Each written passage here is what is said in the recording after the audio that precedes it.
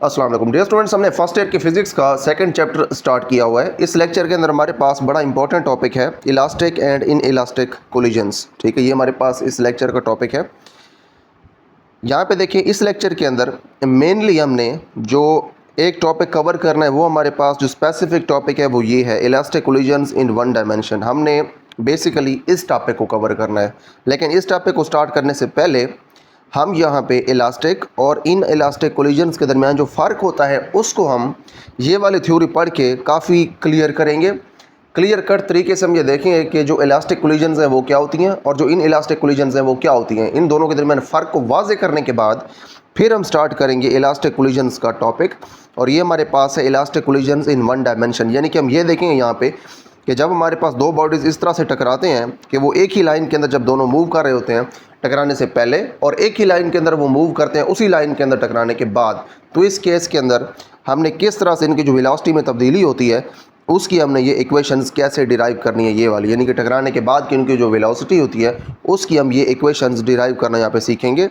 यहाँ पे बुक के अंदर ये इक्वेशंस मुकम्मल डिराइव करके उन्होंने नहीं दिखाई, यहाँ तक उन्होंने इसको किया और उसके बाद उन्होंने डायरेक्ट ये इक्वेशंस डिराइव करके बल्कि उन्होंने वैसे इनको लिख दिया है। तो मैं इनको आपको डिराइव करना भी सिखाऊंगा कि इनको हमने डिराइव कैसे करना है। ठीक है जी, तो इनकी डेरिवेशन भी हम देखेंगे। उसके बाद इसी इलास्टिक कोलिजन इन वन डायमेंशन के अंदर हमने कुछ केसेस देखने हैं। यहाँ पे हमारे पास 1, 2, 3 और 4 हमारे पास ये केसेस हैं, स्पेशल केसेस, ये हमने देखने हैं। तो यहाँ तक हमारे पास ये लेक्चर होगा, यहाँ तक क्लियर हो जाएगा हमारा इलास्टिक कोलिजन इन वन डायमेंशन का टॉपिक। उसके बाद फिर अगले लेक्चर के अंदर हमारे पास जो इन इलास्टिक कोलिजन है वन डायमेंशन के अंदर, इसको फिर हम अगले लेक्चर के अंदर इंशाल्लाह क्लियर करेंगे। तो स्टार्ट करते हैं जब यहाँ से इलास्टिक और इन इलास्टिक कोलिजन का सबसे पहले हम फ़र्क देखते हैं।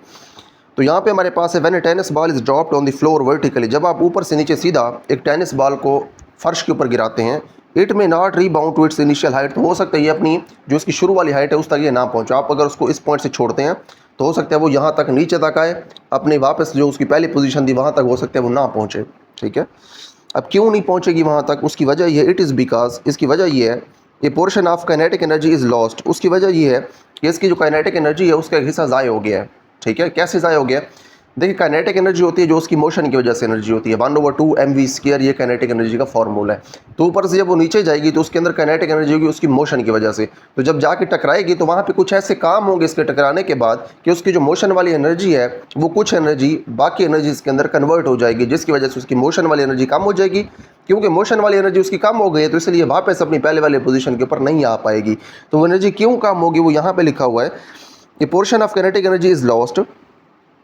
अब ये क्यों ज़ाय होता है, इसका कुछ हिस्सा काइनेटिक एनर्जी का। अब देखें, एक चीज़ आपने याद रखनी है कि जो एनर्जी है ना ये पैदा होती है ना ये ख़त्म होती है, ये कंजर्वेशन ऑफ एनर्जी का लॉ है, ये एक शक्ल से दूसरी शक्ल में तब्दील होती है। अब जो काइनेटिक एनर्जी है, काइनेटिक एनर्जी का कुछ हिस्सा ज़ाय हुआ है, ज़ाय होने का मतलब यह है कि बाकी एनर्जीज के अंदर कन्वर्ट हो गया है, ख़त्म नहीं हुआ। ठीक है, अब ये किस तरह से ख़त्म हुआ है? Partly due to friction. Partly का मतलब है इसका कुछ हिस्सा फ्रिक्शन की वजह से कम हो गया, ख़त्म हो गया काइनेटिक एनर्जी का। कौन सी friction? As the molecules in the ball move past one another when the ball distorts and partly due to its change into heat and sound energies, यानी कि इसका कुछ हिस्सा जो है वो तो फ्रिक्शन की वजह से ज़ाया हुआ काइनेटिक एनर्जी का।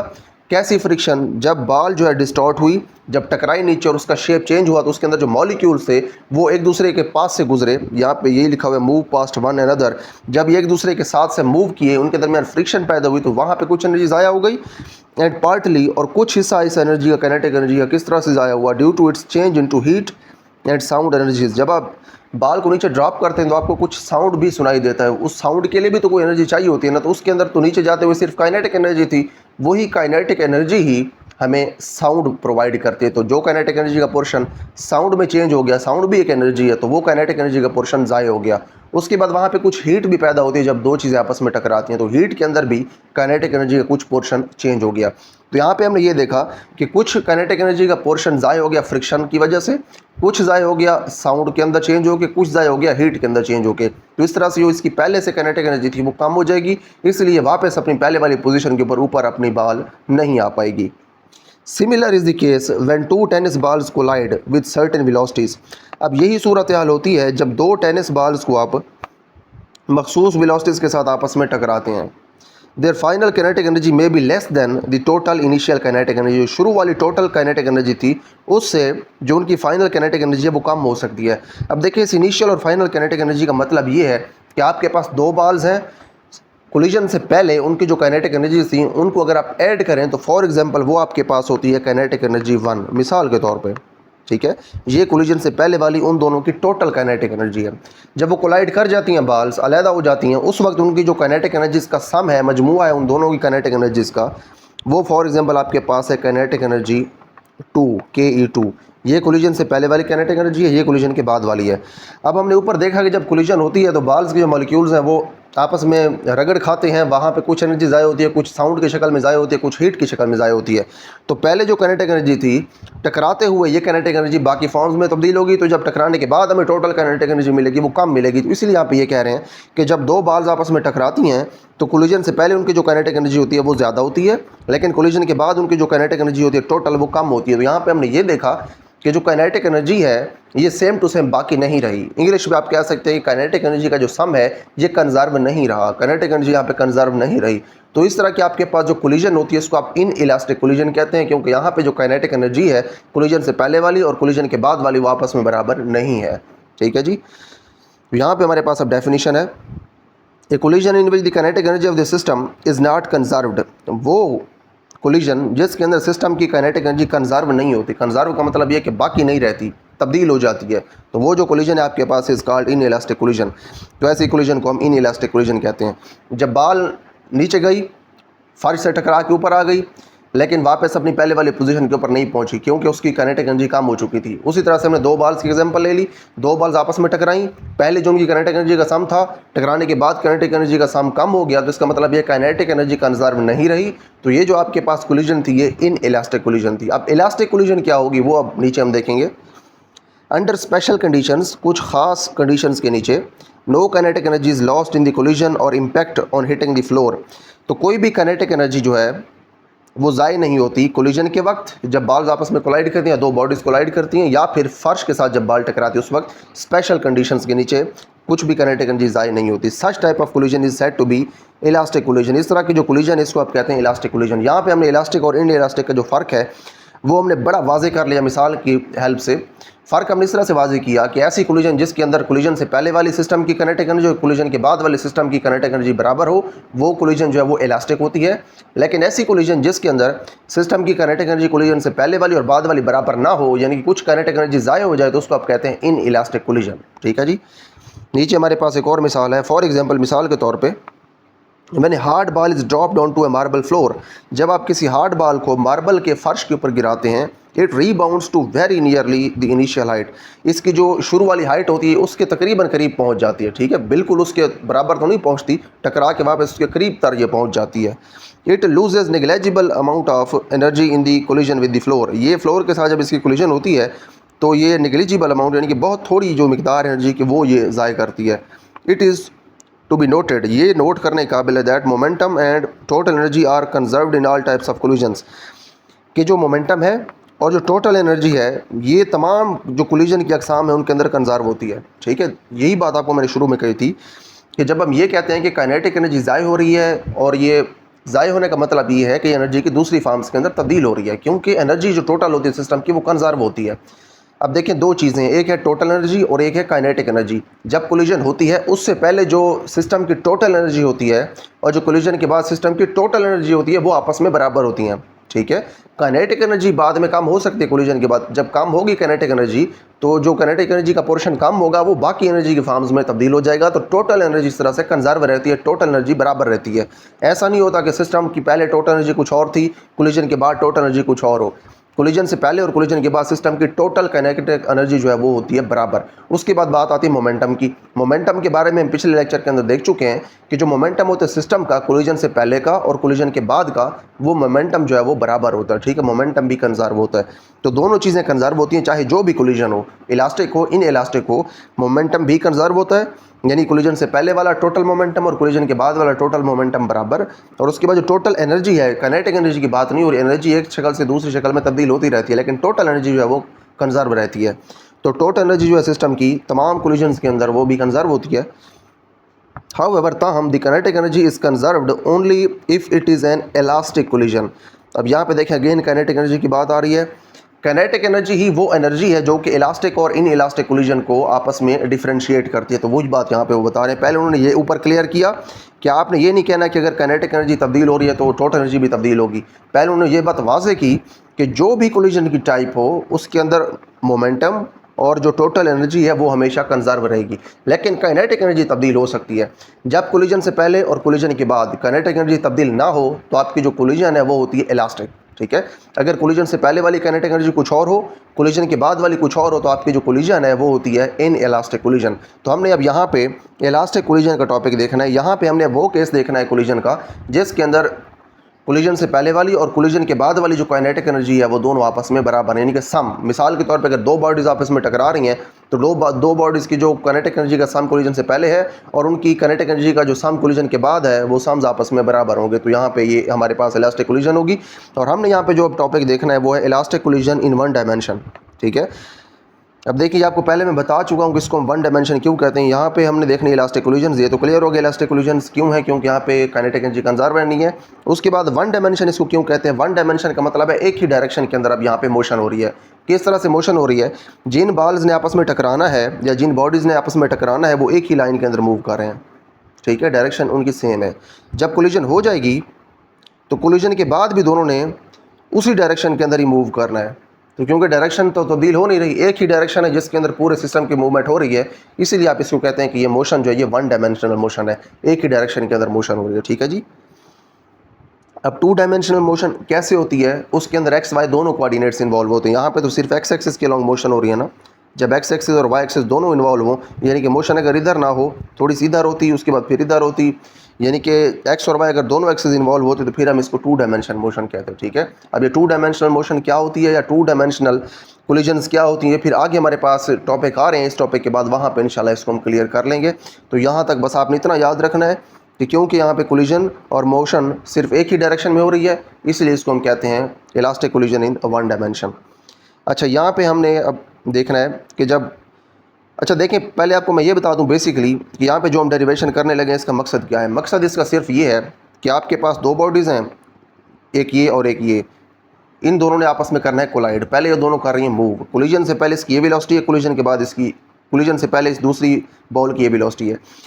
जब कोलिजन हो जाती है तो कोलिजन के बाद इसकी वेलोसिटी तब्दील हो जाती है, दूसरी की भी वेलोसिटी तब्दील हो जाती है। इनकी जो वेलोसिटीज़ तब्दील हुई हैं, जो हमें नई वेलोसिटीज़ मिली हैं, इन नई वेलोसिटीज़ की क्या इक्वेशंस हैं, इनकी क्या वैल्यूज़ हैं, हमने बेसिकली हमने इनकी वैल्यूज़ ही फाइंड करनी, यही हमारा बेसिक पर्पज़ है। ठीक है, तो स्टार्ट करते हैं जिसको हम elastic collisions in one dimension. Consider two smooth non rotating balls of masses m1 and m2 moving initially with velocities v1 and v2 respectively in the same direction. अच्छा देखें, ये जो यहाँ पे वर्ड लिखा हुआ है इन दी सेम डायरेक्शन, ये लिखना ज़रूरी है ताकि ये क्लियर हो जाए कि ये एक ही डायमेंशन के अंदर मोशन हो रही है।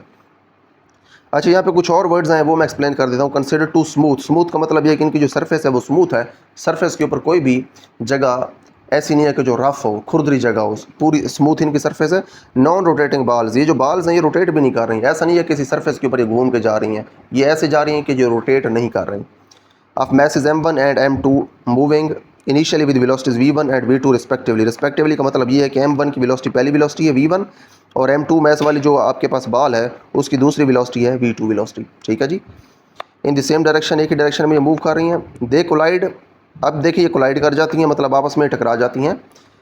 अब देखिए ये कोलाइड कैसे करेंगी, ये भी इधर मूव कर रही है, ये भी इधर मूव कर रही है। कोलाइड ये ऐसे करेंगी कि जो आपके पास ये पीछे वाली बॉल है इसकी वेलोसिटी है ज़्यादा, तो ये पीछे से जाकर इसको टकराएगी।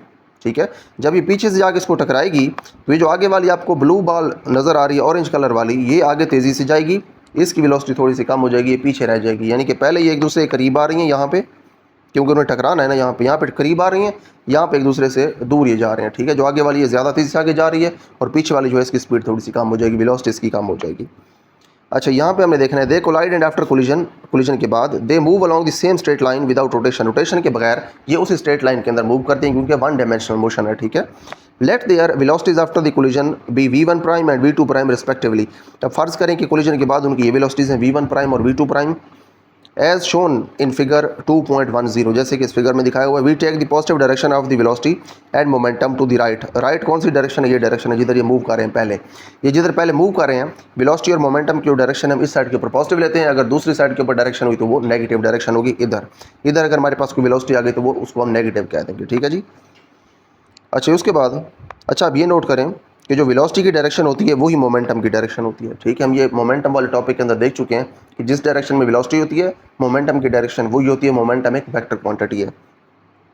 अच्छा, यहाँ पे हमने अब लॉ इस्तेमाल करना है कंजर्वेशन ऑफ मोमेंटम का, जो हम पिछले लेक्चर के अंदर देख चुके हैं। अच्छा देखें, हमने स्टार्ट में क्या देखा, हमने इस टॉपिक को देखने से पहले यहाँ पे हमने ये देखा था कि हमारे पास जो भी कोलिजन हो उसके अंदर मोमेंटम हमेशा कंजर्व होता है, टोटल एनर्जी हमेशा कंजर्व होती है। लेकिन जब इलास्टिक कोलिजन हो तो उस वक्त काइनेटिक एनर्जी भी कंजर्व होती है। तो यहाँ पे देखिए हमारे पास कौन सी कोलिजन है? इलास्टिक कोलिजन है। मोमेंटम वैसे कंजर्व होना है क्योंकि हर वक्त कंजर्व होता है, क्योंकि हमारे पास कोलिजन आ गई इलास्टिक, तो यहाँ पे काइनेटिक एनर्जी भी कंजर्व होगी। तो दो चीज़ें कंजर्व है यहाँ पे। इसकी डेफिनेशन से हमें पता चला इलास्टिक कोलिजन की कि यहाँ पे दो चीज़ें कंजर्व होनी है, मोमेंटम और काइनेटिक एनर्जी। तो दोनों मोमेंटम और काइनेटिक एनर्जी की जो कंजर्वेशन है, इनका कंजर्व होना है, इनकी कंजर्वेशन से ही हमने इक्वेशंस अब डिराइव करनी है। ठीक है, तो दो यहाँ पे सिर्फ हमने काम करने हैं, मोमेंटम की कंजर्वेशन इस्तेमाल करनी है और उसके बाद काइनेटिक एनर्जी कंजर्वेशन इस्तेमाल करके डेरिवेशन हमने कंप्लीट कर लेंगे। ठीक है जी। यहाँ पे हमने ये देखना है वी टेक दी पॉजिटिव, बल्कि हमने देख लिया by applying the law of conservation of momentum we have. अब मोमेंटम की जो कंजर्वेशन है वो क्या कहती है? वो ये कहती है कि टकराने से पहले का मोमेंटम बराबर है टकराने के बाद का मोमेंटम। इसका क्या मोमेंटम होगा? मैस इंटू वेलोसिटी m1v1, तो ये आ गया इसका मोमेंटम। इस बॉल का क्या मोमेंटम होगा? m2v2, वो ये आ गया। ठीक है जी। ये कोलिजन से पहले वाला जो मोमेंटम है वो आ गया टोटल मोमेंटम। उसके बाद कोलिजन के बाद वाला मोमेंटम कैसे फाइंड करेंगे? वो इस तरह से फाइंड करेंगे कि यहाँ पे अगर आप देखें तो आपके पास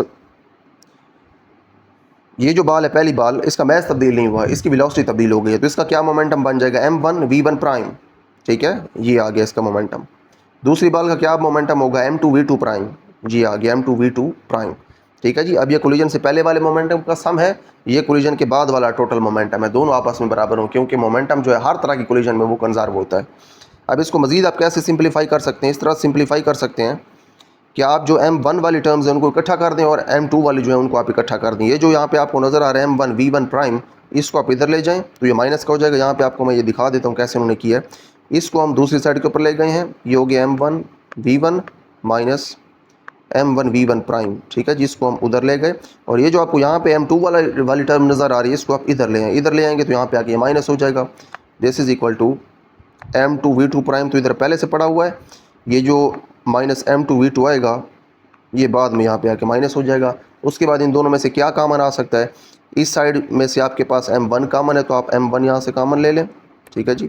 अंदर क्या बचेगा? v1 minus v1 prime is equal to, यहाँ से m2 आप कॉमन ले सकते हैं, इन दोनों में m2 मौजूद है, तो m2 इंटू यहाँ से आ जाएगा v2 प्राइम और इधर आपके पास आ जाएगा v2।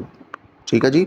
ये दोनों साइड्स आपके पास इस तरह से बराबर आ गई। यही चीज़ उन्होंने देखी यहाँ पे लिखी हुई है। ठीक है जी। तो इस तरह से ये आता है, आप इसको मज़ीद भी सिंप्लीफाई कर सकते हैं।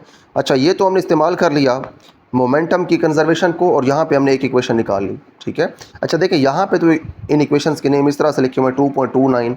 ये इस चैप्टर के अंदर जिस नंबर के ऊपर इक्वेशन आ रही है, इस चैप्टर के हिसाब से इसको नंबरिंग दे रहे हैं।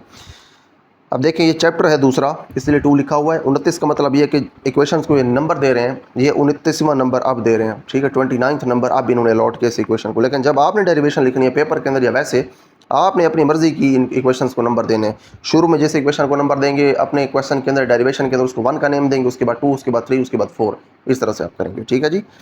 अच्छा, हमने अब मोमेंटम की कंजर्वेशन तो इस्तेमाल कर ली, उसकी हेल्प से हमारे पास ये रिलेशन निकल आया। अब एक और भी चीज़ यहाँ पे कंजर्व होगी, क्योंकि ये जो कोलिजन है ये इलास्टिक है, तो काइनेटिक एनर्जी कंजर्व होगी। हमने अब काइनेटिक एनर्जी की जो कंजर्वेशन है वो इस्तेमाल करनी है। As the collision is elastic, अब वही बात है, क्योंकि कोलिजन इलास्टिक है, so the kinetic energy is conserved, तो इसलिए काइनेटिक एनर्जी भी कंजर्व होगी from the conservation of kinetic energy. Kinetic energy conservation क्या कहती है? काइनेटिक एनर्जी कंजर्वेशन ये कहती है कि कोलिजन से पहले इन दोनों की जो टोटल काइनेटिक एनर्जी का सम है, इन दोनों काइनेटिक एनर्जी का सम, वो कोलिजन के बाद इनकी जो काइनेटिक एनर्जी होगी उसके सम के होगा बराबर। इसकी क्या काइनेटिक एनर्जी होगी? हम फार्मूला जानते हैं काइनेटिक एनर्जी का, 1/2 mv²। यहाँ पे v क्या है? v1 है, और m क्या है? m1 है। तो इसकी काइनेटिक एनर्जी हो जाएगी 1/2 m1v1²। इसकी काइनेटिक एनर्जी हो जाएगी 1/2 m2v2²। और कोलिजन के बाद क्या हो जाएगी? इसकी काइनेटिक एनर्जी हो जाएगी 1/2 1/2m1v1 प्राइम स्क्वायर, इसकी काइनेटिक एनर्जी कोलिजन के बाद हो जाएगी 1/2m2v2 प्राइम का स्क्वायर। तो काइनेटिक एनर्जीज कोलिजन के बाद वाली को आपने ऐड करके एक साइड के ऊपर लिखना है, और जो काइनेटिक एनर्जीज होंगी कोलिजन से पहले वाली उनको आपने ऐड करके एक साइड के ऊपर लिखना है। तो यही चीज़ हमने अब यहाँ पे नीचे लिख दी है, ठीक है जी। यहाँ पे आप देख सकते हैं कि ये उन दोनों की काइनेटिक एनर्जीज कोलिजन से पहले वाली लिखी हुई हैं, ऐड की हुई हैं, और इधर काइनेटिक एनर्जीज कोलिजन के बाद वाली लिखी हुई हैं। क्योंकि कोलिजन इलास्टिक थी, हमें पता चल गया कि जो काइनेटिक एनर्जीज होनी है कोलिजन से पहले वाली और कोलिजन के बाद वाली, वो टोटल काइनेटिक एनर्जीज जो है वो बराबर होनी है। ये टोटल काइनेटिक एनर्जी कोलिजन से पहले वाली, ये टोटल काइनेटिक एनर्जी कोलिजन के बाद वाली, ठीक है जी। अच्छा देखें, अब इस पूरी इक्वेशन के अंदर 1/2 मौजूद है, इधर भी इधर भी इधर भी। आप इस पूरी इक्वेशन को अगर 1/2 से डिवाइड करवा दें, इधर भी 1/2 से डिवाइड करवा दें, इसको भी 1/2 से आप डिवाइड करवाएं, इसको भी 1/2 से डिवाइड करवाएं, इसको भी आप अगर 1/2 से डिवाइड करवाएं, तो जो 1/2 है इसके साथ ये 1/2 कैंसल, इसके साथ ये 1/2 कैंसल, इसके साथ ये कैंसल, इसके साथ ये कैंसल, ठीक है जी। तो जितने भी हमारे पास ये 1/2 हैं ये सारे कैंसल हो जाएंगे। उसके बाद वही काम आपने करना है कि m1 वाले एक साइड के ऊपर, m2 वाले एक साइड के ऊपर। ये m1v1 प्राइम का स्क्वायर जब आप इधर लेके आएंगे तो ये नेगेटिव का हो जाएगा, यहाँ से m1 जो है वो कॉमन ले लेंगे तो v1 का स्क्वायर बच जाएगा, और ये v1 प्राइम का जो स्क्वायर है यहाँ पे ये माइनस का है तो माइनस यहाँ पे रह जाएगा, ठीक है जी। ये आपके पास इस तरह से ये साइड आ जाएगी। इधर क्या बचा हुआ है आपके पास m2v2 प्राइम प्लस का, ये m2v2 स्क्वायर है, इसको आप इधर लेके आएंगे तो ये माइनस का हो जाएगा। ये अगर माइनस का हो जाएगा और m2 आप जब कॉमन लेंगे तो v2 प्राइम का जो स्क्वायर है ये तो प्लस का है, ये प्लस आ जाएगा, लेकिन ये इधर जाके क्योंकि माइनस हो गया था तो v2 का स्क्वायर आपके पास जो है नेगेटिव का आएगा, ठीक है जी। इस तरह से आपने यहाँ से m2 कॉमन ले लेना है। अब देखें इसको आप मजीद कैसे सिंप्लीफाई कर सकते हैं। यहाँ पे आपके पास एक फार्मूला बन रहा है, कौन सा फार्मूला, हम ये मैथ के अंदर पढ़ते हैं, a² माइनस b²। तो ये v1 का स्क्वायर है माइनस v1 प्राइम का स्क्वायर है, तो एक बार इनको आपने प्लस में लिखना है, एक बार माइनस में, एक बार इनको हमने प्लस लिख दें, एक बार माइनस, इधर भी वही फार्मूला अप्लाई हो रहा है, एक बार इनको आप प्लस लिख दें, एक बार इनको आप माइनस लिख दें, ठीक है जी। उसके बाद डिवाइडिंग इक्वेशन 2.29 बाई 2.30, आपने 2.29 जो पहले आपके पास इक्वेशन आई थी मोमेंटम के कंजर्वेशन से, उसको आपने डिवाइड करवाना है इससे। दर हकीकत आपने करना ये है कि आपने इसको उससे डिवाइड करवाना है, ठीक है। कैसे डिवाइड करवाना है, इसके नीचे आपने वो इक्वेशन लिखनी है अपनी, वो जो आपके पास इक्वेशन थी मोमेंटम की कंजर्वेशन से, ये इक्वेशन, ठीक है जी। अच्छा देखें, ये जो आपके पास इक्वेशन है, इस इक्वेशन को आपने नीचे डिवाइड करवाना है। कैसे नीचे करवाना है, इसकी ये जो साइड है इसको आपने इसके नीचे इस जगह पे लिखना है, ठीक है, और ये जो इसकी साइड है इसको आपने इसके नीचे यहाँ पे लिखना है। इस तरह से आपने डिवाइड करवाना है, ठीक है। डिवाइड जब करवाएंगे तो m1 के साथ ये जो m1 है ये कैंसिल हो जाएगा, v1 माइनस v1 प्राइम के साथ v1 minus v1 prime cancel हो जाएगा, यहाँ पे सिर्फ ये बाकी रह जाएगा, ठीक है। उसके बाद m2 के साथ m2 कैंसिल, और v2 प्राइम माइनस v2 के साथ ये कैंसिल, तो ये ब्रैकेट बच गई। इधर ये प्लस वाली ब्रैकेट रह गई, इधर सिर्फ ये प्लस वाली ब्रैकेट रह गई, ठीक है। डिवाइड करवाने के बाद तो आपके पास ये जो प्लस वाली ब्रैकेट्स रह गई हैं इनको आप यहाँ पे दोनों को लिख दें, तो आपके पास ये प्लस वाली ब्रैकेट्स रह गई। उसके बाद प्राइम वाले इकट्ठे कर लें, और जो प्राइम के बगैर वाले हैं वो आप इकट्ठे कर लें। v1 और v2 इकट्ठे करने हैं, v2 को उधर लेके जाएंगे तो ये माइनस का हो जाएगा इस तरह से, और जो v1 प्राइम है इसको जब आप इधर लेके आएंगे तो ये माइनस का हो जाएगा इस तरह से, ठीक है जी। v2 प्राइम तो इधर है ना पहले से, तो ये प्लस का है। अच्छा उसके बाद देखें यहाँ पे पहले v1 है, ये मतलब पहली बॉल की वेलोसिटी पहले है, दूसरी की बाद में, यहाँ पे दूसरी की पहले आ गई, पहली की बाद में चलेगी। आपने अगर तरतीब वही रखनी है, पहली बॉल की वेलोसिटी आपने पहले रखनी है, तो आप यहाँ से माइनस कॉमन लेंगे। जब माइनस कॉमन लेंगे तो अंदर वाले जो उनके साइन तब्दील होंगे, जो माइनस वाला था वो अब प्लस वाला हो गया, और जो प्लस वाला था वो अब माइनस वाला हो गया, ठीक है जी। तो यहाँ से v1 माइनस v2 जो है ये बराबर आ गया minus v1 prime minus v2 prime के, ठीक है जी। अब देखें ये जो हमारे पास अब इक्वेशन आई है, इसको अगर आप निगलेक्ट करें फ़िलहाल इस चीज़ को, तो आप इनको बराबर देखें, v1 minus v2 is equal to negative v1 prime minus v2 prime. अब ये क्या चीज़ है, ये उन दोनों की वेलोसिटीज़ का फ़र्क है कोलिजन से पहले वाला, ये उन दोनों की वेलोसिटीज़ का फ़र्क है कोलिजन के बाद वाला, ठीक है। क्योंकि कोलिजन के बाद उनकी वेलोसिटीज़ क्या हो गई थी, v1 प्राइम v2 प्राइम, लेकिन है क्या आपस में, ये दोनों जो फ़र्क आपस में निकले हैं ये दोनों फ़र्क हैं बराबर, लेकिन फ़र्क सिर्फ ये है कि यहाँ पे नेगेटिव है, ठीक है। इसका मतलब ये हुआ कि दोनों के मैग्नीट्यूड्स बराबर है लेकिन साइन है मुख्तलिफ। अगर ये निकला है 20, ठीक है, ये अगर निकला है 20, तो फिर ये कितना होना चाहिए, ये होना चाहिए नेगेटिव 20। क्यों होना चाहिए नेगेटिव 20, क्योंकि इसके बाहर नेगेटिव पहले से लगा हुआ है, तो नेगेटिव पहले से लगा हुआ है वो, और जो फ़र्क है वो है नेगेटिव 20। तो अब देखें 20 और 20 आपस में आगे बराबर, यानी कोलिजन से पहले उनके दरमियान अगर ये फ़र्क है वेलोसिटीज़ में, तो कोलिजन के बाद उनकी वेलोसिटीज़ में नेगेटिव 20 का फ़र्क आ जाएगा, ठीक है। क्यों नेगेटिव 20 का फ़र्क आएगा, ये इस तरह से आएगा कि मैंने कहा था कि जब कोलिजन होगी तो दोनों एक दूसरे के करीब आएंगी, ठीक है। जब कोलिजन हो जाएगी कोलिजन, मतलब कोलिजन से पहले वो दोनों एक दूसरे के करीब आ रही हैं, लेकिन कोलिजन के बाद वो एक दूसरे से दूर जा रही हैं बाल, तो इसलिए वेलोसिटी की डायरेक्शन चेंज होगी। पहले जितनी थी उनके करीब आने की वेलोसिटी, दूर जाने की भी वेलोसिटी उतनी ही होगी, लेकिन वो नेगेटिव में होगी, -20 होगी, जो भी होगी, ठीक है। उसके बाद इसकी एक्सप्लेनेशन यहाँ पे नीचे मौजूद एक्सप्लेनेशन देख लेते हैं। उसके बाद आपको मैं ये बताता हूँ कि हमने ये जो इक्वेशंस हैं ये डिराइव कैसे करनी है, डेरिवेशन इनकी जो ये अलग आपको मैं दिखाऊंगा कैसे हमने इसकी डेरिवेशन करनी है। अच्छा, यहाँ से देखें, we note that before collision v1 minus v2 is the velocity of first ball relative to the second ball। अब देखें कोलिजन से पहले ये चीज़ क्या है, ये जो फ़र्क है आपके पास v1 माइनस v2, ये है velocity of the first ball relative to the second ball. Second ball के मुताबिक ये फर्स्ट बॉल की वेलोसिटी है। अब सेकंड बॉल के मुताबिक या रिलेटिव टू सेकंड बॉल का क्या मतलब है? रिलेटिव टू सेकंड बॉल का मतलब ये है कि दूसरी जो बॉल है वो इतनी वेलोसिटी देखती है पहली बॉल की, या दूसरी बॉल को नज़र आ रहा है कि इतनी वेलोसिटी से मेरी तरफ आ रहा है। इस तरह से क्यों है? हमें देखने से लग सकता है कि बाल्स की वेलोसिटी कुछ और है, लेकिन वो एक दूसरे की वेलोसिटीज़ को कुछ और तरीके से देखेंगे। मिसाल के तौर पे हमें ये लग रहा है कि जो पीछे से बाल आ रही है, जो अप्रोच कर रही है आगे जाके, उसकी वेलोसिटी है 80 मीटर पर सेकंड, और आगे जो बाल जा रही है उसकी वेलोसिटी फॉर एग्जांपल है 60। अब देखें, हमें तो ये लग रहा है कि इस बाल की वेलोसिटी 60 है और इसकी 80 है, दोनों की मूवमेंट इस डायरेक्शन में है, ठीक है, लीनियर मूवमेंट है दोनों की। लेकिन ये जो आपके पास ये बाल है, इसकी तरफ ये वाली बाल कितनी वेलोसिटी से आ रही है, इसके लिए हमें इन दोनों की जो वेलोसिटीज़ है उनको माइनस करना पड़ेगा। 80 माइनस 60 ये होता है हमारे पास 20, ठीक है जी। तो देखें, जो ये आपके पास दूसरी बाल है, ये देखेगी कि ये जो पीछे से बाल आ रही है ये 20 किलो या फिर 20 मीटर पर सेकंड के हिसाब से ये मेरी तरफ आ रही है। तो पहली जो बाल है उसकी वेलोसिटी दूसरी बाल के हिसाब से वो 20 मीटर पर सेकंड है, ठीक है जी। 20 मीटर पर सेकंड किस तरह से आई? हमने पहली बाल की वेलोसिटी में से दूसरी बाल की वेलोसिटी को माइनस कर दिया, ठीक है, तो हमारे पास आ गया 20 मीटर पर सेकंड। तो ये हमारे पास है उनकी वेलोसिटी ऑफ अप्रोचिंग के, वो किस तरह से दूसरे को अप्रोच कर रही हैं। उसके बाद नेक्स्ट हमारे पास है similarly v1 prime minus v2 prime is the velocity of the first ball relative to the second ball after collision. अब ये जो वेलोसिटी है ये फर्स्ट बॉल की वेलोसिटी है relative to the second ball after collision, ये collision के बाद उनकी आपस में रिलेटिव वेलोसिटी है। अब देखिए, हमने वेलोसिटी और मोमेंटम की जो डायरेक्शन पॉजिटिव ली थी वो हमने ये डायरेक्शन राइट वाली साइड के ऊपर ली थी पॉजिटिव। अब कोलिजन से पहले क्या हो रहा था, एक बाल इधर आ रही थी, दूसरी भी इधर जा रही थी, क्योंकि पीछे वाली बाल दूसरी बाल को अप्रोच कर रही थी, वेलोसिटी इधर वाली साइड के ऊपर थी, उसको नज़र आ रहा था ना कि ये बाल राइट की तरफ आ रही है तो ये मेरी तरफ ही आ रही है, तो इसलिए ये वेलोसिटी थी पॉजिटिव, ठीक है। अब क्या होगा, आगे लिखा हुआ है इट मीन्स दैट, बल्कि आपको मैं वैसे समझा देता हूँ उसी एग्जांपल की हेल्प से, फिर ये थ्योरी हम पढ़ते हैं। मिसाल के तौर पे जब कोलिजन हो जाती है, कोलिजन हो जाने के बाद जो पीछे वाली बाल थी वो हो जाती है 60 मीटर पर सेकंड के ऊपर, स्लो हो जाती है, और आगे वाली जो बाल है वो तेज़ हो जाती है, वो चली जाती है 80 मीटर पर सेकंड के ऊपर, ठीक है। अब देखें, जब ये जाएगी 80 मीटर पर सेकंड के ऊपर, तो ये जो पीछे वाली बाल है ये इसको अब दूर होती हुई नज़र आएगी, ठीक है, क्योंकि आगे वाली जो बाल है वो पहले स्लो थी, तो उसको पीछे वाली बाल अपनी तरफ आती हुई महसूस हुई, यानी कि उसकी जो वेलोसिटी है इसको पहले राइट वाली साइड के ऊपर जाती हुई महसूस हुई, तो इसलिए हमने उस वेलोसिटी को पॉजिटिव कह दिया। लेकिन अब क्या होगा, अब ये होगा कि आपके पास जो दूसरी बाल है ये तेज़ हो गई है, पहली स्लो हो गई है, तो पहली बाल जो है ये वाली, ये दूसरी बाल को दूर जाती हुई नज़र आएगी, ठीक है। अब ये दूसरी आपके पास जो बाल है ये समझेगी कि जो पहली बाल है ये पीछे की तरफ जा रही है, मुझसे दूर जा रही है। कितनी दूर जा रही है, अब इनका आपने फ़र्क नोट करना है। फ़र्क उसी तरह से आपने देखना है, 60 मतलब पहली जो वेलोसिटी है उसमें से आपने दूसरी वेलोसिटी को माइनस करना है। 60 माइनस 80 ये कितना हो जाएगा, ये हो जाएगा -20। पहले क्या आया था, पहले हमारे पास आया था +20, अब आया है -20। -20 क्यों आया, क्योंकि अब जो वेलोसिटी है वो अब नेगेटिव डायरेक्शन के अंदर है, वो अब टोटल वेलोसिटी इधर है।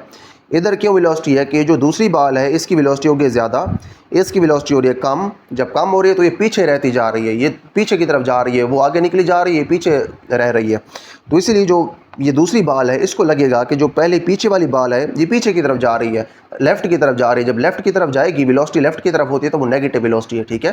तो इसीलिए इनकी जो दूर जाने की वेलोसिटी है वो नेगेटिव है, -20। लेकिन ये -20 है किस तरह से, इसका जो मैग्नीट्यूड है ये पहले वाली वेलोसिटी के बराबर है। जब दोनों अप्रोच कर रही थी तो उस वक्त जो दूसरी बाल के हिसाब से पहली बाल की वेलोसिटी थी वो थी 20 मीटर पर सेकंड, क्योंकि जो पहली बाल थी वो करीब जा रही थी दूसरी के। लेकिन अब क्या है, कोलिजन के बाद जब वो सेपरेट हो रही हैं, अलग-अलग हो रही हैं, जो दूसरी बाल है उसके मुताबिक पहली बाल की जो वेलोसिटी है वो अब -20 हो गई है। नेगेटिव क्यों हो गई, क्योंकि वो सेपरेट हो रही हैं, वेलोसिटी की डायरेक्शन अब चेंज हो गई है। जो रिलेटिव वेलोसिटी जो उन दोनों के हिसाब से वेलोसिटी है उसकी डायरेक्शन रिवर्स हो गई है, लेफ्ट की तरफ हो गई, तो मैग्नीट्यूड तो वही है लेकिन डायरेक्शन चेंज है, इसलिए यहाँ पे -20 आ गया। अब यही बात वो यहाँ पे कर रहे हैं, it means that relative velocities before and after the collision has the same magnitude। इसका मतलब ये है कि collision के बाद और collision से पहले जो relative velocities हैं उनका magnitude तो बराबर है, but are reversed after the collision, लेकिन कोलिजन के बाद ये रिवर्स हो जाती हैं। क्यों रिवर्स होती हैं? हमने देखा कि पहले वेलोसिटी हमें इस डायरेक्शन में नज़र आ रही थी, दूसरी के हिसाब से क्योंकि बाल उसकी तरफ आ रही थी, लेकिन कोलिजन के बाद क्योंकि उससे बाल दूर जा रही थी, पीछे रह रही थी, तो उसको लगा कि ये बाल पीछे जा रही है, इधर जा रही है, लेफ्ट की तरफ डायरेक्शन होगी टोटल वेलोसिटी की, रिलेटिव वेलोसिटी की, इसलिए ये साथ नेगेटिव लग गया। इन अदर वर्ड्स, दूसरे अल्फाज में the magnitude of relative velocity of approach is equal to the magnitude of relative velocity of separation. अब पहले जब करीब आ रही थी एक दूसरे को अप्रोच कर रही थी तो वो रिलेटिव वेलोसिटी ऑफ अप्रोच थी, वो 20 थी, लेकिन जब दूर चली गई तो रिलेटिव वेलोसिटी ऑफ सेपरेशन आ गई और वो -20 हो गया। तो आप ये कह सकते हैं कि इनका जो मैग्नीट्यूड है ये आपस में बराबर है। अब इनका मैग्नीट्यूड आपस में बराबर है, ये है रिलेटिव वेलोसिटी ऑफ अप्रोच, ये है रिलेटिव वेलोसिटी ऑफ सेपरेशन, क्योंकि ये बाद वाली वेलोसिटी है। इन दोनों का मैग्नीट्यूड है बराबर, ठीक है, लेकिन इनका साइन मुख्तलिफ है। किस तरह से मुख्तलिफ है? ये कितनी निकली थी हमारे पास? ये हमारे पास निकली थी 20, और ये हमारे पास कितनी निकली थी? ये हमारे पास निकली थी -20। अगर बराबर करना है तो फिर कैसे बराबर कर सकते हैं? यहाँ पे साथ में नेगेटिव लगाना पड़ेगा, इस तरह से। यहाँ पे हमने नेगेटिव लगाया तो तब दोनों हो गए 20 और 20। यहाँ पे देख सकते हैं कि दोनों आपके पास जो वेलोसिटीज़ हैं अप्रोच की और सेपरेशन की, दोनों का मैग्नीट्यूड आपस में बराबर है। फ़र्क ये है कि इनका जो साइन है वो मुख्तलिफ है, यानी कि इनकी जो डायरेक्शन है वो अपोजिट है, बस ये फ़र्क है, ठीक है जी। ये हमने यहाँ पे देख लिया। In equations 2.29 and 2.23 M1 M2 V1 V2 are known quantities. ये चीज़ें तो हमें पता है, मैसेज भी हमें पता है, और कोलिजन से पहले वाली उनकी जो वेलोसिटीज़ हैं वो भी हमें पता है। We solve these equations to find the values of V1 prime and V2 prime which are unknown, जो कि हमें पता नहीं है। हम इन दो वैल्यूज़ को फाइंड करने के लिए अब कुछ डेरिवेशन करेंगे। ये हमारे पास दोनों वैल्यूज़ यहाँ पे डायरेक्ट लिखी हुई हैं। थोड़ी सी मिस्टेक है, वो ये है कि यहाँ पे प्राइम नहीं आता, ये आपने प्राइम नहीं लिखना, इधर भी आपने प्राइम नहीं लिखना, सिर्फ V1 और V2 आते हैं, इधर भी V1 और V2 आते हैं। अभी क्यों आते हैं डेरिवेशन में हम देखेंगे। तो देखें, जब डेरिवेशन हम इनकी करेंगे और ये दोनों इक्वेशंस आपको मैं डिराइव करके दिखाऊंगा, तो वहाँ पे मैंने जो नंबरिंग की हुई इस तरह से नंबरिंग की हुई। जब आप भी डेरिवेशन करेंगे तो आप भी ऐसे ही नंबरिंग करेंगे। इसको आप कहेंगे इक्वेशन नंबर 1, ये है इक्वेशन नंबर 2, और उसके बाद इसको आप कहेंगे इक्वेशन नंबर 3। ये जो आपके पास है ये हो जाएगी इक्वेशन नंबर 3, और ये हो जाएगी इक्वेशन नंबर 4। आपने इस तरह से इनकी नंबरिंग करनी है। तो मैं अब इस्तेमाल करूँगा इस इक्वेशन नंबर 4 को और इक्वेशन नंबर 1 को, ठीक है जी। इस 1 को, इक्वेशन 1 और इक्वेशन 4 को इस्तेमाल करके मैं आपको डेरिवेशन जो है वो करके दिखाऊंगा, और आपको ये बताऊंगा कि किस तरह से हमने V1 प्राइम और V2 प्राइम के जो वैल्यूज़ हैं बड़े हमने आसान तरीके से कैसे फाइंड करनी है। अब यहाँ पे जो हमारे पास डेरिवेशन V1 प्राइम और V2 प्राइम की हमने अब ये देखना है कि हमने किस तरह से इनको डिराइव करना है। अब देखें, यहाँ पे हमारे पास हमारी इक्वेशन नंबर 1 है, ये हमारे पास इक्वेशन नंबर 2 है। तो हमने देखें अगर फाइंड करना है V1 प्राइम, तो करना हमने ये होगा कि हमने यहाँ से V2 प्राइम की वैल्यू निकालनी होगी। V2 प्राइम की वैल्यू निकाल के हम यहाँ पे पुट कर देंगे, तो हमारे पास कैलकुलेशन के बाद सिंपली V1 प्राइम की वैल्यू आ जाएगी। तो इसको हम स्टार्ट करते हैं। यहाँ पे हमने यही लिखा हुआ है फ्रॉम इक्वेशन 4। इक्वेशन 4 से हम V2 प्राइम की वैल्यू निकालेंगे। जो V2 प्राइम अगर आपने फाइंड करना है तो क्या करना पड़ेगा, जो V2 है इसको आप उधर लेके जाएंगे तो उधर जाके माइनस का हो जाएगा। ये दोनों पहले से प्लस के हैं तो ये प्लस के रह जाएंगे, V2 उधर जाके माइनस का हो जाएगा इस तरह से, और यहाँ पे सिर्फ V2 प्राइम रह जाएगा। तो V2 प्राइम की हमारे पास ये वैल्यू आ गई। V2 प्राइम की इस वैल्यू को आप सिंपली इक्वेशन नंबर 1 के अंदर इस जगह पे पुट कर दें, ठीक है। जब इस जगह पे आप वैल्यू पुट करेंगे V2 प्राइम की, तो आपके पास कैलकुलेशन के बाद V1 प्राइम आएगा। बाकी जो कुछ भी है इसको आपने एज इट इज़ लिखना है इस तरीके से, ठीक है। हमने इसको एज इट इज़ लिख दिया। जहाँ पे ये V2 प्राइम आना था इसकी जगह हमने V2 प्राइम की ये वैल्यू पुट कर दी है इस तरह से, ठीक है जी। हमने यहाँ पे V2 प्राइम की वैल्यू पुट कर दी। उसके बाद आप इसको थोड़ा सा और कैलकुलेट करें। कैलकुलेट इस तरह से करेंगे कि आपके पास जो M2 है इसको आप अंदर मल्टीप्लाई करवा देंगे इन तीनों के साथ। M2 को ब्रैकेट के अंदर मल्टीप्लाई करवाने के बाद आपने ये करना है कि आपने देखें बेसिकली आपने फाइंड तो V1 प्राइम ही करना है ना। तो V1 प्राइम जिस टर्म के अंदर आ रहा है उसको आप यहीं पर रहने दें, जिसके अंदर V1 प्राइम नहीं है उन दोनों को आप इन दोनों को उधर ले जाएं इस साइड के ऊपर। तो यहाँ पे ये टर्म प्लस की है, इधर जाके माइनस की हो जाएगी। यहाँ पे ये टर्म माइनस की है, उधर जाके ये प्लस की हो जाएगी, ठीक है जी। तो ये और ये दोनों यहाँ पे वैसे ही रह जाएंगे जैसे पहले से मौजूद हैं। उसके बाद अगले स्टेप के अंदर आप ये करें कि आप सिंपली इन दोनों में से V1 प्राइम कॉमन ले लें, ठीक है। हमने ये किया है कि हमने दोनों साइड्स स्विच कर दी हैं। ये साइड हमने इधर लिख दी है और ये साइड जो है इसको हमने सिंपली इधर लिख दिया। तो आप ये कर सकते हैं, जब एक साइड आप दूसरी साइड के ऊपर लिखते हैं और दूसरी को उधर लिखते हैं तो दोनों के फिर आप साइन तब्दील नहीं करते, ठीक है जी। तो साइन वैसे रहेंगे जैसे हैं। इन दोनों में से क्या चीज़ कॉमन है, V1 प्राइम कॉमन है, तो इनमें से आप V1 प्राइम कॉमन ले लें। M1 प्लस M2 आपके पास यहाँ पे बच जाएगा, ठीक है। और उसके बाद देखें यहाँ से क्या चीज़ आप कॉमन ले सकते हैं। इन दोनों में से आप V1 कॉमन ले सकते हैं। V1 आपने कॉमन ले लिया, यहाँ पे M1 बच गया, यहाँ पे माइनस M2 बच गया इस तरीके से, ठीक है जी। उसके बाद यहाँ पे आपके पास एक M2 V2 है, एक M2 V2 यहाँ पे है, तो दोनों ऐड होकर हो जाएंगे 2 M2 V2। तो ये हो गया आपके पास। उसके बाद आपने क्योंकि फाइंड करना है V1 प्राइम, तो आपने V1 प्राइम को यहीं रहने देना है। ये क्योंकि इधर मल्टीप्लाई हो रहा है, इसको दूसरी साइड के ऊपर ले जाके आपने डिवाइड करवाना है। तो इधर तो आपके पास दो टर्म्स हैं, इन दोनों के ऊपर जाके अलग-अलग डिवाइड होगा, ठीक है जी।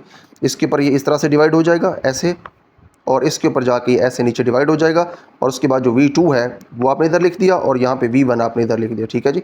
अब ये देखें नीचे करके मैंने इसलिए इसको लिखा है V1 को, ताकि आप ये कंफ्यूज ना हो कि ये सिर्फ M2 के साथ है। अगर देखें आप ब्रैकेट ये ख़त्म कर देते हैं, इस ब्रैकेट का तो यही मतलब है ना कि V1 इन दोनों के साथ है। अगर आप पीछे देखें, जब V1 हमने जब कॉमन लिया था,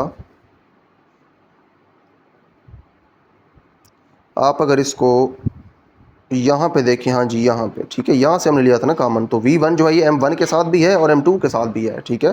तो इसलिए आपने या तो यहाँ पे ब्रैकेट लगा देनी है, ठीक है, या फिर इसको थोड़ा सा नीचे करके यहाँ पे लिखने, ताकि पता चले कि इन दोनों के साथ मल्टीप्लाई हो रहा है। अगर आप यहाँ पे इसको लिख देते V1 को, तो उसका मतलब होता है कि ये सिर्फ M2 के साथ है, ठीक है। तो इस तरह से आपने नहीं करना, V1 को यहाँ पे थोड़ा नीचे करके लिखना है, उसी तरह से V2 को भी इधर करके लिखना है। अब देखें ये आपके पास इक्वेशन आ गई V1 प्राइम की, यानी कोलिजन के बाद जो पहली बॉल की वेलोसिटी है वो आपके पास ये है। यही इक्वेशन थी किताब के अंदर। अब देखें यहाँ पे हमारे पास प्राइम नहीं आया, ठीक है, तो प्राइम आपने नहीं लिखना। उसके बाद नेक्स्ट हमने अब अगेन उन्हीं दो इक्वेशंस को इस्तेमाल करना है। हमने इस्तेमाल करना है इक्वेशन 1 और इक्वेशन 4 को। पहले हमने क्या किया था, हमने V2 प्राइम की वैल्यू फाइंड करके यहाँ पे पुट की थी, तो हमारे पास V1 प्राइम आ गया था। अब हमने फाइंड करनी है V2 प्राइम की वैल्यू, तो उसके लिए इस V1 प्राइम की वैल्यू पुट करेंगे, ठीक है। V1 प्राइम की वैल्यू आप यहीं से पुट करेंगे। V1 प्राइम अगर आपको चाहिए तो V1 आप उधर ले जाएंगे, इधर जाके V1 जो है ये माइनस का हो जाएगा, ठीक है। और माइनस वाला जो V1 है इसको आप सिंपली, जो माइनस वाला V1 यहाँ पे होगा, उसके बाद आपके पास यहाँ पे वैल्यू आएगी V1 प्राइम की। V1 प्राइम की ये जो वैल्यू होगी आपके पास, ये वाली सिंपली आपने इस जगह पे पुट कर देनी है। बाकी सब कुछ आपने इक्वेशन 1 का अनचेंज रखना है। कैलकुलेशन के बाद आपके पास V2 प्राइम आ जाएगा, ठीक है जी। तो अब यही काम हमने अब आगे करना है। अगेन फ्रॉम इक्वेशन 4, इक्वेशन 4 से हमने ये इक्वेशन 4 हमने दोबारा लिख दी। यहाँ से हमने V1 प्राइम अब निकाल लिया, ये इसके बराबर है। आप V1 को उधर ले जाके माइनस करवा देंगे, उधर जाके माइनस हो जाएगा। उसके बाद आपने अब क्या करना है, जो आपके पास इक्वेशन 1 है उसके अंदर आपने अब V1 प्राइम पुट कर देना है। तो जहाँ पे V1 प्राइम था हमने सिंपली वहाँ पे जाके V1 प्राइम की वैल्यू पुट कर दी। बाकी सब कुछ हमने इक्वेशन 1 का चेंज नहीं किया, इसको वैसे ही रखा। उसके बाद अगले स्टेप के अंदर आपने इनको तो वैसे ही लिखा, लेकिन ये जो M1 है इसको आपने इन तीनों के साथ यहाँ पे मल्टीप्लाई करवा दिया, इसको भी आपने यहाँ पे वैसे ही रखा। उसके बाद देखें आपने फाइंड करना है V2 प्राइम। जो काम हमने पहले किया था वही काम अब करेंगे। जो V2 प्राइम वाली दोनों टर्म्स हैं इनको आप एक ही जगह पे यहाँ पे रहने दें, और जो V2 प्राइम के बगैर वाली हैं ये दोनों, इनको आप उधर ले जाएं। ये उधर जाके माइनस की हो जाएगी टर्म, ये टर्म माइनस की, तो उधर जाके प्लस की हो जाएगी। ये दोनों अपनी जगह पे वैसे ही हैं, ठीक है। उसके बाद हमने दोनों साइड्स को स्विच कर दिया। हम जानते हैं जब साइड्स को हम स्विच करते हैं तो उसके बाद इनके साइन हम तब्दील नहीं करते। यहाँ पे देखें इन दोनों में से क्या कामन आता है, V2 प्राइम कामन आता है, तो आपने V2 प्राइम कामन ले लिया। इधर M1 बच गया, इधर आपके पास M2 बच गया, तो M1 प्लस M2 बाकी रह गया। उसके बाद यहाँ से देखें क्या क्या आप कामन ले सकते हैं। यहाँ पे आपके पास एक M1 V1 है, यहाँ पे आपके पास दूसरा M1 V1 है, तो दोनों ऐड होके हो जाएंगे 2 M1 V1। इन दोनों में से V2 कामन है, तो आप V2 इनमें से कामन ले लें, तो M2 माइनस M1 ये आपके पास रह जाएगा, M2 माइनस M1। तो उसके बाद देखें क्या करना है, आपने फाइंड करना था V2 प्राइम, तो आप सिंपली इसको डिवाइड कर दें दोनों साइड्स के ऊपर। इधर जब डिवाइड करेंगे तो ये कैंसिल हो जाएगा, ख़त्म हो जाएगा। इधर डिवाइड करेंगे तो ये इसके नीचे आ जाएगा, जब इधर डिवाइड करेंगे तो इसके नीचे आ जाएगा, ठीक है। आपने ऐसे करना है। उसके बाद यहाँ पे भी सेम हमने वही काम किया है। V1 प्राइम को भी हमने इधर साथ करके लिख दिया है, और जो V2 बल्कि V1 को हमने इधर साथ करके लिख दिया। ऊपर इसके प्राइम नहीं है, ख्याल रखने, किताब के अंदर प्राइम है लेकिन असल डेरिवेशन में प्राइम नहीं आता। और उसके बाद इसको भी हमने यहाँ पे नीचे करके लिख दिया है। नीचे करके लिखने का ये मतलब है कि इस पूरी फ्रैक्शन के साथ मल्टीप्लाई हो रहा है। इन अदर वर्ड्स ये इन दोनों के साथ, ऊपर वाले दोनों के साथ ये मल्टीप्लाई हो रहा है। अगर आप सिर्फ इसको यहाँ पे लिख देते तो इसका मतलब होता है कि M1 के साथ मल्टीप्लाई हो रहा है, लेकिन क्योंकि यहाँ पे देख सकते हैं दोनों के साथ है तो आपने इसको थोड़ा साइड पे करके लिखना है। तो यहाँ पे देखिए आपके पास डेरिवेशन कंप्लीट हो गई। यहाँ पे हमने ये देखा कि किस तरह से हमने इक्वेशन 1 और इक्वेशन 4 को इस्तेमाल करते हुए V1 प्राइम और V2 प्राइम जो हैं इनकी वैल्यूज़ फाइंड करनी है। तो इसके बाद हम देखते हैं जो हमारे पास आगे स्पेशल केसेस थे, जिन स्पेशल केसेस के अंदर हमने यही इक्वेशन इस्तेमाल करनी है V1 प्राइम और V2 प्राइम की, तो उन स्पेशल केसेस को हम इस डेरिवेशन के बाद अब देखते हैं। अच्छा, जब यहाँ पे हमने ये दोनों इक्वेशंस डिराइव करके तो देख लेंगे डिराइव कैसे करनी है। अब हमने कुछ स्पेशल केसेस देखने हैं, ठीक है, वो यहाँ से हमारे पास स्टार्ट हो रहे हैं। There are some cases of special interest which are discussed below. नीचे कुछ केसेस हैं। पहला केस है हमारे पास when M1 is equal to M2। इसका मतलब ये है कि दोनों जो बॉल्स आपस में टकरा रही हैं वो बॉल्स जो उनका मैस आपस में बराबर है, ठीक है, यहाँ पे, ठीक है। ये आपके पास केस 1 है, वो यहाँ पे जाहिर किया हुआ है बिफोर कोलिजन। दोनों आपस में एक दूसरे को अप्रोच कर रही हैं, ये V1 है और ये आपके पास है V2, ठीक है जी। अब देखें होगा कि ये कि M1 और M2 जब आप दोनों बराबर रखेंगे तो यहाँ पे M1 और M2 जब दोनों बराबर होंगे तो आपको आंसर यहाँ पे क्या मिलेगा, 0 मिलेगा। ठीक है, M1 बराबर M2 के, तो आपने M1 जहाँ जहाँ पे आपको नज़र आ रहा है हर जगह आपने M1 की जगह M2 लिख देना है। आपने जब इसको सॉल्व करना है तो ऐसे सॉल्व करेंगे, V1 prime is equal to M1 की जगह, बल्कि आप पहले ऊपर लिखेंगे पुट, बल्कि आप पहले यहाँ पे लिखेंगे वी नो दैट लिख के इस इक्वेशन को आप एज इट इज़ लिख देंगे। उसके बाद आप यहाँ पे लिखेंगे put M1 is equal to M2, वो यहाँ पे लिख देंगे। और जहाँ पे आपको M1 नज़र आ रहा है वहाँ पे आपने M2 पुट करना है, इधर भी और उसके बाद इधर भी आपने M2 ही पुट कर देना है। ठीक है जी, तो होगा ये कि यहाँ पे जब आप M2 पुट करेंगे तो M2 और M2 माइनस होकर आपको आंसर 0 देंगे, तो ये पूरी साइड हो जाएगी 0, ये 0 हो गया। उसके बाद यहाँ पे जब आप M2 पुट करेंगे तो ऊपर आपके पास पहले से 2M2 है, नीचे भी आपके पास 2M2 हो जाएगा, तो ये दोनों हो जाएंगे कैंसिल और सिर्फ V2 रह जाएगा। तो V1 प्राइम किसके बराबर आ गया, V2 के। ठीक है, तो V1 प्राइम किसके बराबर आ गया, V2 के। उसके बाद आपने फाइंड करना है V2 प्राइम। इनको मैं एक्सप्लेन भी करूँगा कि इनका मतलब क्या है, पहले इनको आप देख लें कि आएंगे कैसे। उसके बाद अगेन आपने लिखना है वी नो दैट, उसके नीचे आपने ये इक्वेशन लिखनी है V2 प्राइम वाली। उसके बाद आपने नीचे लिखना है put M1 is equal to M2। M1 जहाँ पे आपको नज़र आ रहा है वहाँ पे आपने सिंपली M2 पुट करना है, यहाँ पे M2 पुट करेंगे, यहाँ पे M2 पुट करेंगे। ऊपर 2M2 है, नीचे ये भी 2M2 हो जाएगा, दोनों कैंसिल हो जाएंगे, तो आपके पास V1 आ जाएगा। ये प्राइम इसके ऊपर नहीं है, ख्याल रखना, ये V1 आएगा।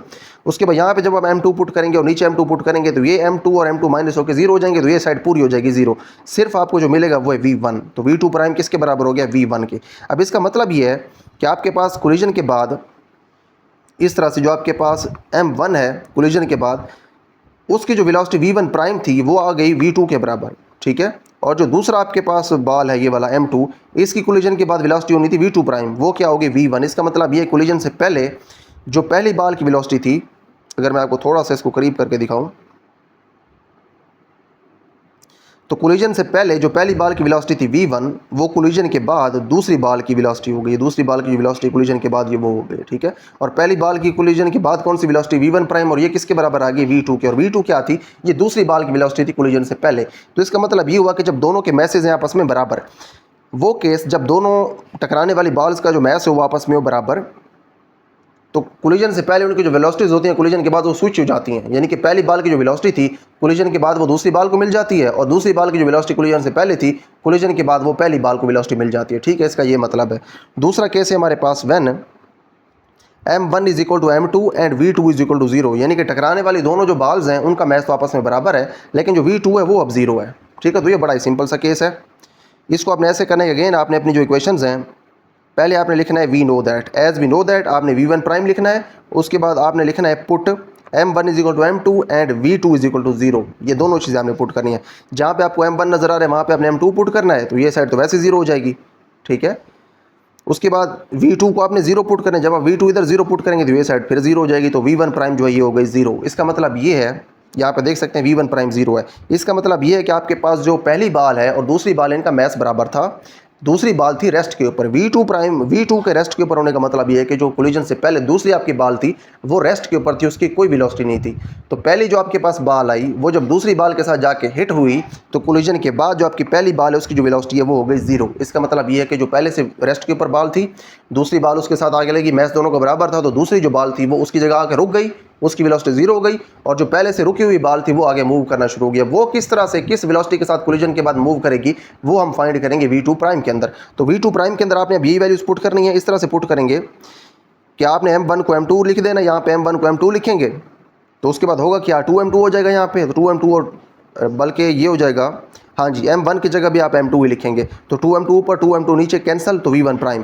तो आपका V2 प्राइम किसके, V1, ये प्राइम इसके ऊपर नहीं है। ठीक है, V2 प्राइम किसके बराबर आ गया, V1 के। और जब आप यहाँ पे V2 को 0 पुट करेंगे, यहाँ पे 0 जब पुट करेंगे तो आपके पास आंसर ये 0 हो जाएगा। ठीक है जी, उसके बाद अब देखें V2 प्राइम का V1 होने का क्या मतलब है, V1 थी पहली बॉल की वेलोसिटी कोलिजन से पहले, और V2 प्राइम है दूसरी बॉल की वेलोसिटी कोलिजन के बाद। इसका मतलब ये हुआ कि जो बॉल आगे गई है, पहले रेस्ट पे थी, अब वो आगे मूव हुई है, उसकी जो वेलोसिटी उसको मिल गई है वो पहले वाली बॉल की वेलोसिटी उसको मिल गई है। इन अदर वर्ड्स आप ये कह सकते हैं जब इस तरह से दो बॉल्स आपस में टकराएं कि दोनों का मैस बराबर हो, लेकिन एक बॉल आगे रेस्ट पे पड़ी हो, दूसरी साथ आके टकरा जाए, दूसरी जब साथ आके टकराएगी तो टकराने वाली आके उसकी जगह रुक जाएगी, और जो आगे जाने वाली बॉल होगी, आने वाली बॉल है, उसकी वेलोसिटी को लेके वो आगे चली जाएगी। ठीक है, ये इसका मतलब है। अब यही चीज़ उन्होंने यहाँ पे डायग्राम के अंदर भी दिखा दिया, हम इसको देख सकते हैं। ये हमारे पास केस 2 है, इसको वो डायग्राम के अंदर दिखा रहे हैं।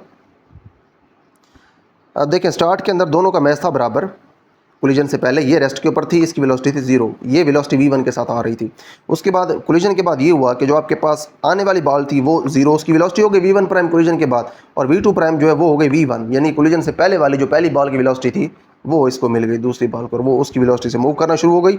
अब देखिए यही बात उन्होंने नीचे एक्सप्लेन भी की है, when m1 is equal to m2 then ball of mass m1 after collision will come to a stop. जब दोनों मैसेज आपस में बराबर हों और पहले वाली बॉल रेस्ट पे हो, यानी कि एक जो बॉल है दूसरी बॉल m2 वाली जिसका मैस m2 है और जिसकी वेलोसिटी v2 आपने 0 किया, वो अगर रेस्ट के ऊपर हो तो जो उसके साथ आके टकराएगी वो रेस्ट के ऊपर चली जाएगी, वो स्टॉप हो जाएगी, and m2 will take off with the velocity that m1 originally had. जो m1 पहले मैस वाली जो बॉल है, जो इसकी पहले से ओरिजिनली वेलोसिटी थी, उस वेलोसिटी के साथ जो दूसरी बॉल पड़ी हुई है वो आगे चली जाएगी। एज शोन इन फिगर 2.12, जैसे कि इस फिगर के अंदर दिखाया हुआ है। Thus when a billiard ball m1 moving on a table collides with exactly similar ball m2 at rest. अब देखें बिलियर्ड के अंदर आपने देखा होगा कि टेबल के ऊपर जब एक बॉल रेस्ट के ऊपर पड़ी होती है, उसके सेम उसके जैसी बॉल जब आके उसके साथ टकराती है तो आके टकराने वाली बॉल रुक जाती है, और जो पहले से पड़ी हुई बॉल है वो उसकी आने वाली की वेलोसिटी के साथ आगे चली जाती है। ठीक है जी। द बॉल m1 स्टॉप्स, तो जो आने वाली बॉल है वो स्टॉप हो जाती है, and while m2 begins to move with the same velocity, और जो m2 है वो सेम वेलोसिटी के साथ मूव करना शुरू कर देती है। ठीक है जी। With which m1 was moving initially, जिसके साथ m1 जो वो शुरू से मूव कर रही थी। तो ये हमारे पास दो केसेस हो गए। उसके बाद हमने तीसरा केस देखना है, when a light body collides with a massive body at rest. जब एक हल्की बॉडी एक भारी बॉडी के साथ टकराती है, और भारी बॉडी जो है वो अभी रेस्ट के ऊपर है। जब भारी बॉडी रेस्ट के ऊपर है और बहुत हल्की बॉडी उसके साथ आगे टकरा रही है, तो भारी बॉडी जो है उसको कोई फ़र्क नहीं पड़ना, सिर्फ ये होना है कि जो आगे टकराने वाली बॉडी है वो वापस चली जाएगी। ठीक है जी। ये चीज़ हमने अब यहाँ पे देखनी है। तो केस 3 आप यहाँ पे देख सकते हैं कि आगे टकराने वाली बॉल है बहुत छोटी m1 जिसका मैस है, वेलोसिटी उसकी है v1, लेकिन जो पहले से पड़ी हुई बॉल है m2 जिसका मैस है उसकी वेलोसिटी v2 है 0। तो भारी बॉल है, इसकी वेलोसिटी 0 है v2। तो अब देखें इस केस के अंदर आप क्या करेंगे। In this case initially velocity v2 is equal to 0, जो वेलोसिटी v2 है वो है 0, इनिशियल वेलोसिटी v2 0 है, and m2 is greater than m1। तो आपके पास जो m2 है ये m1 से बहुत बड़ा है। ग्रेटर देन का मतलब है बहुत बड़ा। Under these conditions m1 can be neglected as compare to m2। इन कंडीशंस के नीचे जो m1 है इसको आप नेग्लेक्ट कर सकते हैं, इसको नज़रअंदाज कर सकते हैं। इन अदर वर्ड्स m1 को आप 0 पुट कर सकते हैं। From equations 2.33 and equations 2.32 v है v1 prime is equal to negative v1, और जो v2 प्राइम है ये हो जाएगा 0। यानी कि v2 प्राइम जो है ये पहले v2 पहले भी 0 था, उसके बाद टकराने के बाद भी v2 प्राइम 0 रहेगा। लेकिन जो v1 है पहले इधर इसकी वेलोसिटी थी, लेकिन टकराने के बाद ये वापस आ जाएगा तो माइनस v1 हो जाएगा ये। ठीक है जी। तो देखें यहाँ पे ये आएंगे कैसे, आएंगे इस तरह से कि आपने अब ये जो कंडीशंस है पुट करनी है। आपने v2 को 0 पुट करना है, और जो m1 है ये क्योंकि बहुत छोटा है तो आपने m1 को 0 और v2 को 0 आपने ये पुट करने, तो आपको पता चल जाएगा वहाँ से क्या निकलते हैं। वहाँ से हम देख लेते हैं। v2 जो है उसको आप यहाँ पे 0 पुट कर दें। v2 को जब 0 पुट करेंगे तो ये साइड तो दोनों के 0 हो जाएगी। उसके बाद m1 को आपने 0 पुट करना है। जब यहाँ पे आप m1 0 पुट करेंगे तो ये वैसे भी 0 हो जाएगा। ये दोनों इधर नीचे 0 हो गए तो v2 प्राइम आपका आ गया 0। v2 प्राइम 0, यानी कि जो रेस्ट के ऊपर बॉल थी बड़ी बॉल वो अब भी रेस्ट के ऊपर ही होगी टकराने के बाद भी। उसके बाद यहाँ पे आपने m1 को पुट करना है 0। जब m1 को आप यहाँ पे 0 पुट करेंगे, इधर भी m1 0 पुट कर देंगे तो minus m2 over plus m2 ये हो जाएगा -1। जवाब -1 v1 प्राइम के साथ जब मल्टीप्लाई होगा, ये प्राइम इसके ऊपर नहीं है, ठीक है, ये सिर्फ v1 है। v1 के साथ जब -1 मल्टीप्लाई होगा तो -v1 आ जाएगा। ठीक है, यहाँ पे v1 प्राइम है तो v1 प्राइम देखें किसके बराबर आ गया, ये आ गया -v1 के बराबर। ठीक है, तो इसकी जो वेलोसिटी है टकराने के बाद वेलोसिटी तो वही रहेगी, लेकिन साथ लग गया नेगेटिव, यानी कि वापस आ जाएगी उसी सीमत में जैसे आई थी वैसे ये वापस चली जाएगी छोटी बॉल।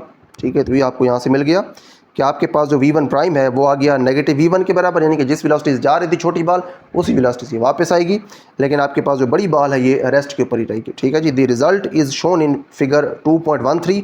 रिजल्ट जो है फिगर हमने 2.13 के अंदर दिखाया है। इस फिगर के अंदर this means that m1 will bounce back with the same velocity while m2 will remain stationery, यानी कि जो आ रही है छोटी बॉल वो उसी वेलोसिटी से बाउंस बैक करेगी, वापस जाएगी, लेकिन जो बड़ी बॉल है ये वापस अपनी जगह पे वैसे रहेगी।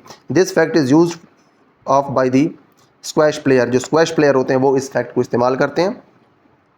अच्छा, उसके बाद नेक्स्ट हमारे पास लास्ट केस है, when a massive body collides with the light stationary body. जब massive body light stationary body के साथ कोलाइड करती है तो अब आपने क्या करना है, जो आने वाली बॉडी है उसको आपने m1 कहना है, इसको हम m1 ही कहते हैं। जो बाद वाली बॉडी होती है उसको हम m2 कहते हैं।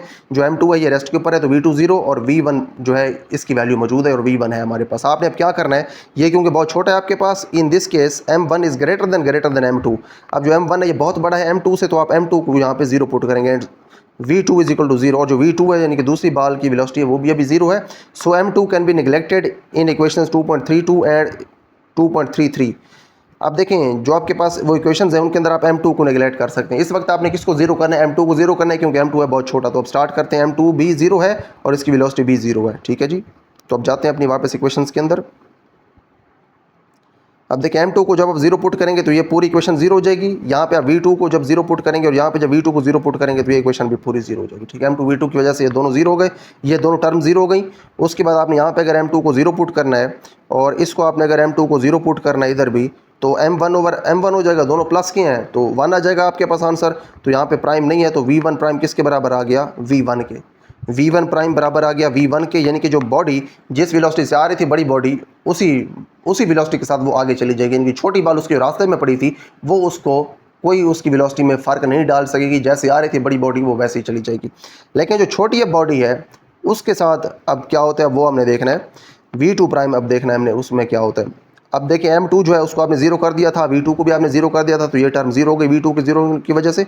m2 अगर 0 है तो उसके बाद होगा ये कि यहाँ पे आपने 0 पुट कर देना m2 0, तो ये चीज़ खत्म, सिर्फ m1 रह गया नीचे और ऊपर। ये m1 के साथ m1 तो कैंसिल होगा, लेकिन साथ 2 आ जाएगा। अब 2 मल्टीप्लाई होगा इस v1 के साथ, यहाँ पे ऊपर प्राइम नहीं है, तो 2v1 जवाब आएगा, यानी कि v2 प्राइम ये आ जाएगा हमारे पास 2v1। 2v1 का क्या मतलब है, v1 उस बड़ी बाल की वेलोसिटी है जो कि साथ आगे टकरा रही थी, 2 का मतलब है कि बड़ी बाल की वेलोसिटी से डबल। अब v2 प्राइम क्या है, v2 प्राइम छोटी बाल की कोलिजन के बाद वाली वेलोसिटी, यानी कि कोलिजन के बाद जो छोटी बाल है, आने वाली बॉल की जो वेलोसिटी है उससे भी डबल वेलोसिटी के साथ ये आगे जाएगी, ठीक है जी।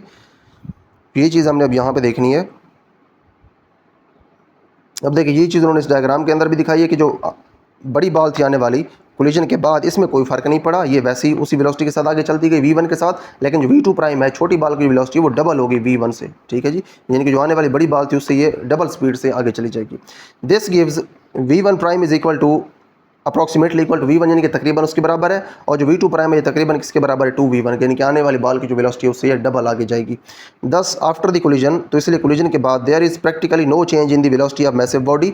जो मैसिव बॉडी है उसकी वेलोसिटी के अंदर तो कोई तब्दीली नहीं आती, but the lighter one bounces of in the forward direction with approximately twice the velocity of the incident body. तो तकरीबन जो इंसिडेंट बॉडी जो आके लग रही है उसकी वेलोसिटी तकरीबन डबल वेलोसिटी के साथ छोटी बॉडी आगे की तरफ बाउंस कर जाएगी, आगे की तरफ चली जाएगी, एज शोन इन फिगर 2.14, जो कि हमने यहाँ पे देख लिया है। तो यहाँ पे देखिए हमारे पास जो इलास्टिक कोलिजन इन वन डायमेंशन का टॉपिक है कंप्लीट हो गया। इसके अंदर सबसे पहले हमने इलास्टिक और इन इलास्टिक कोलिजन के दरमियान जो फ़र्क है वो वाजे किया। उसके बाद हमने इलास्टिक कोलिजन इन वन डायमेंशन का टॉपिक डिस्कस किया। यहाँ पे हमने ये देखा कि कोलिजन के बाद हमारे पास जो वेलोसिटीज v1 प्राइम और v2 प्राइम आती है कैसे डिराइव करनी है। उसके बाद हमने इसके कुछ स्पेशल केसेस भी डिस्कस कर लिए। तो यहाँ पे हमारे पास हमारा ये टॉपिक कंप्लीट हो गया है। इसके बाद नेक्स्ट लेक्चर के अंदर हमारे पास जो टॉपिक है in elastic collision in one dimension, इसको हम इंशाल्लाह डिस्कस करेंगे।